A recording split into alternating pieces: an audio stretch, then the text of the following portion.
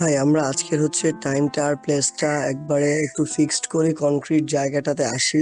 আসার পরে অ্যাকচুয়ালি ওই নিয়ে যেতে হবে, ওই মেন্টালিটি নিয়ে যে এরকম টোকাই যদি 500 আসে, আমরা যদি 300 হই, তাহলে 300 মিলে ওই 500কে পিটায় ওইখানে শুয়াই দিব। গতকালকে যা রাগ যা ক্ষোভ ওইখানে ছাড়তে হবে। আমি একদম ক্লিয়ারলি বলি ভাই, মাথায় একটা জিনিস খালি রাখতে হবে যে আমার বোনগুলারে কিভাবে ওরা হেনস্থা করছে, কিভাবে রক্ত ঝরাইছে, ভাইগুলারে কিভাবে আহত করছে, এগুলা মাথায় রেখে সবগুলা একসাথে থাকতে হবে।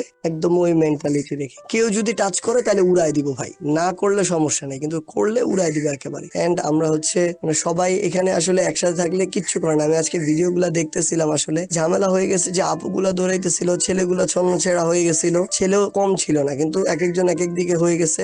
কেউ 71 হলের দিকে, কেউ সূর্য সেনের দিকে, কেউ চলে গেছে জসিমউদ্দিন হলের দিকে, কেউ মল চত্বরে মানে বিভিন্ন জায়গায় ছন্ন ছেড়া হয়ে গেছিল। এভাবে না হয় একসাথে থাকা লাগবে। ছন্ন ছেড়া হয়ে গেছিল দেখে ওরা 30-40 জনের একটা গ্রুপ এসে ইট পাটকেল নিয়ে ছুড়ে এভাবে মেরে চলে গেছে আর কি। ওই জিনিসটা জাস্ট মাথায় রেখে একটা নির্দিষ্ট টাইমে আশেপাশে যারা যারা আছে, ভাই বন্ধু টন্ধু যারা, সবাই হলে চলে আসুক। হলই সবচেয়ে সেফ। আসলে হলের ভিতরে কিছু হবে না। 21 হল থেকে যেটা হয়েছে যে 21 হলে কিন্তু কোনো এইসব ক্যান্ডিডেট ফ্যান্ডিডেট কাউকে ঢুকতে দেওয়া হয় না। শুধুমাত্র সব স্টুডেন্ট আছে এবং আমরা সবাই একসাথে থাকবো। এন্ড আমার যতদূর মনে হয় যে এফএইচ আর শহীদুল্লাহ সেম অবস্থা। শুনলাম শহীদুল্লাহ হলের যে X2 ছেলে পেলে কমে গেছে। যাই হোক, যে যেখানে আশেপাশে আছে সবাই হলে চলে আসে। একসাথে নামলে কেউ কিচ্ছু করতে পারবে না, টাচও করতে পারবে না।